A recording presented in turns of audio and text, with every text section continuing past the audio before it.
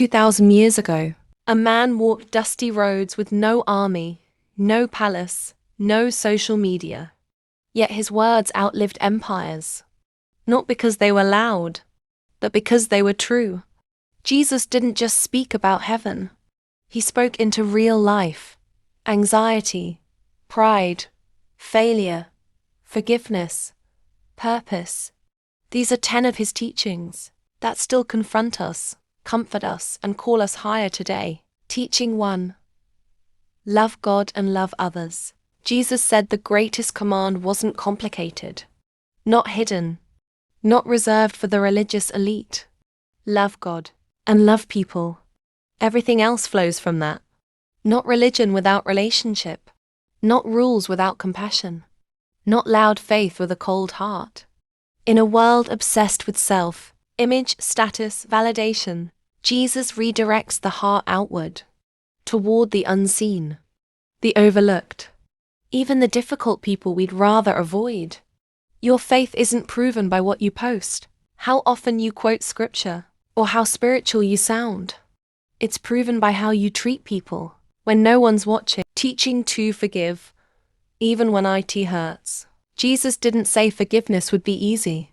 He said it was necessary.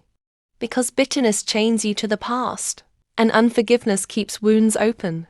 Forgiveness isn't pretending it didn't matter. It's deciding it won't control you anymore. Jesus knew that the one who benefits most from forgiveness is often the one who gives it. Teaching 3. Don't worry about tomorrow. Do not worry about tomorrow, Jesus said. Not because tomorrow doesn't matter, but because worry doesn't help. Anxiety pulls tomorrow's problems into today's peace. Jesus invites us to trust that if God handled yesterday, He can handle what's coming next. Teaching 4. Humility over status. The world says climb higher.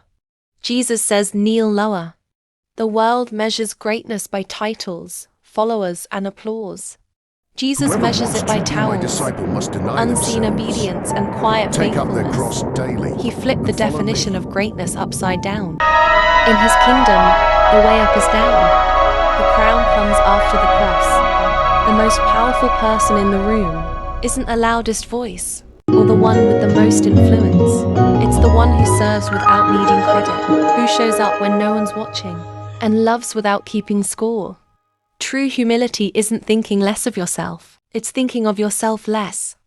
It's choosing obedience over recognition, faithfulness over fame, and service over status.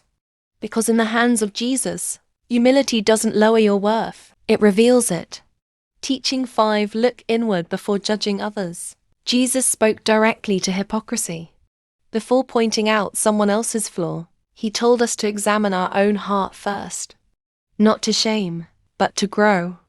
Not to condemn, but to be healed. He warned about focusing on the speck in someone else's eye, while ignoring the plank in our own. Because unchecked pride blinds us, but honest self-examination opens the door to change. The goal isn't moral superiority. It's transformation.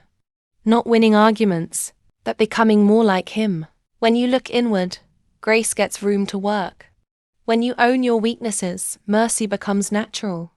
Correction without humility becomes cruelty. But truth mixed with grace brings life. Jesus doesn't call us to pretend we're perfect. He calls us to be honest. Grace starts when honesty does. Teaching 6. Seek approval from God, not people. Jesus warned about living for applause, doing the right thing for the wrong audience. He spoke of prayers performed to be seen, generosity announced with trumpets, faith turned into a performance. The reward was never God, it was the fleeting praise of people. In a world chasing likes, views, and validation, Jesus calls for integrity over image, truth over trends, obedience over popularity. Crowds can cheer you today and crucify you tomorrow. People's approval is unstable, but God's approval is unchanging. Who you are in private matters more than who you appear to be in public. Because character is forged in secret, long before it's revealed in the spotlight. When no one's watching, your choices still matter. your faith still counts. Your obedience is still seen. Seek the smile of heaven, not the noise of the crowd. Because applause fades, but God's well done lasts forever. Teaching 7. Faith should show in your life. Jesus said you'll recognize a tree by its fruit. Faith isn't just something you believe, it's something you live. Real faith doesn't stay hidden in words, quotes, or Sunday moments. It shows up in daily choices, in how you speak when you're tired, how you respond when you're wronged, and how you keep going when obedience costs you. Not perfection, but direction. A living faith moves somewhere. It grows. It repents. It learns. It turns away from what once felt normal and walks toward what now honors God.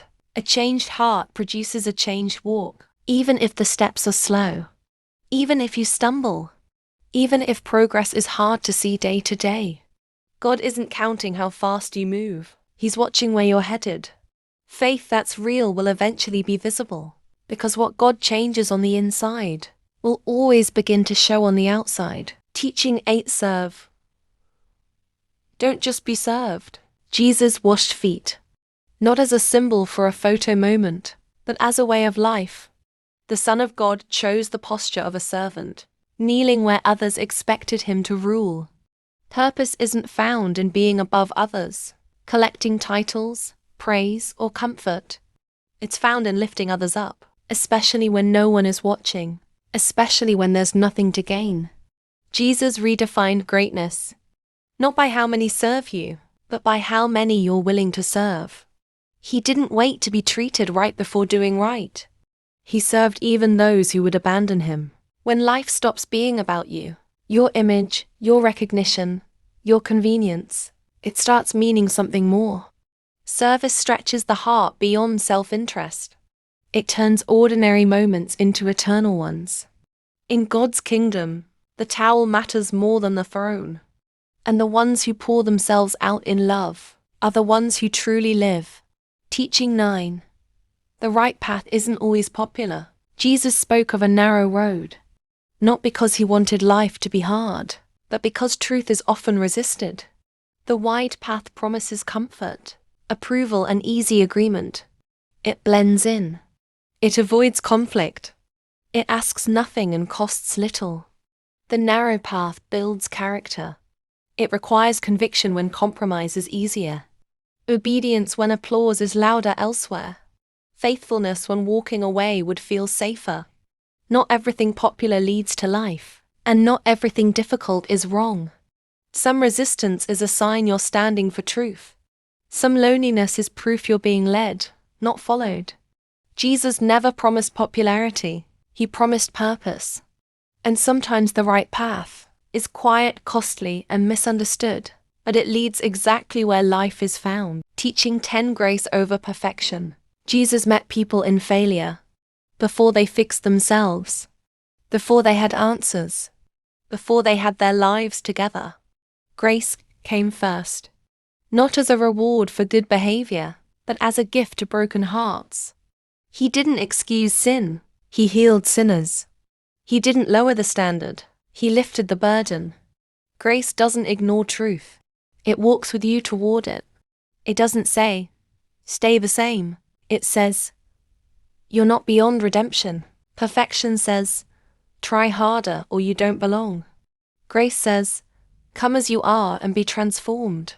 Because real change doesn't start with shame. It starts with love. And when grace takes root, obedience follows. Healing begins. Hope returns. Grace doesn't just forgive the past. It rewrites the future. Thanks for watching. I really appreciate you being here. If this spoke to you, don't forget to like, follow, and subscribe so you don't miss what's coming next. And if you want to support the movement beyond the screen, check out my clothing brand. The link's in the description. Every piece represents purpose, faith, and walking it out daily. See you in the next one. With every gentle touch, I breathe life into this wood, shaping not just a bird, but a small piece of joy to take flight.